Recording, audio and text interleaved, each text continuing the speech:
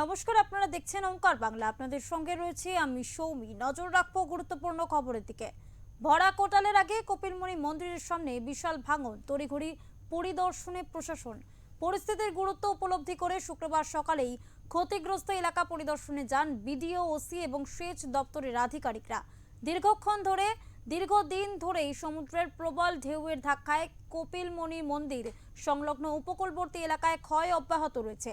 প্রতিটি জোয়ারের সঙ্গে নদী বাঁধ এবং সমুদ্র তট আরও দুর্বল হয়ে পড়েছে। ফলে মন্দিরের নিরাপত্তার পাশাপাশি স্থানীয় বাসিন্দা এবং গঙ্গাসাগরে আগত লক্ষাধিক তীর্থযাত্রীর নিরাপত্তা নিয়েও বাড়ছে উদ্বেগ। স্থানীয় বাসিন্দাদের দাবি রয়েছে, অস্থায়ী মেরামতের বদলে স্থায়ী এবং শক্তিশালী নদী বাঁধ নির্মাণের উদ্যোগ নিতে হবে, যাতে ভবিষ্যতে বারবার একই পরিস্থিতির মুখোমুখি হতে না হয়। ভরা কোটালের আগে প্রশাসন কি পদক্ষেপ গ্রহণ করে, এখন সেদিকেই তাকিয়ে রয়েছে গোটা গঙ্গাসাগর।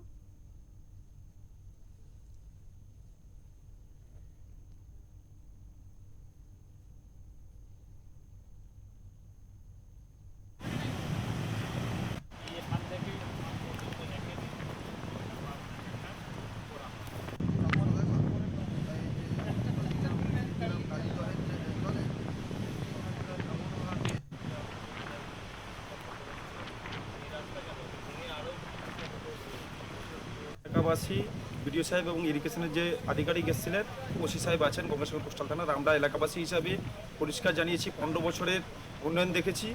শুধু বল্লা পুঁতেই উন্নয়ন, কোনো প্রকারে কিন্তু নদীবাঁধ স্থায়ীকরণ হয়নি। আমরা এলাকাবাসী চাইছি যেটা হবে পার্মানেন্ট হবে।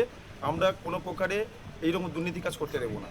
একদম পরিষ্কার বার্তা আমাদের গঙ্গাসাগর, একজন নাগরিক, গঙ্গাসাগরের নাগরিক হিসেবে আমরা চাইছি এটা স্থায়ীকরণ হোক।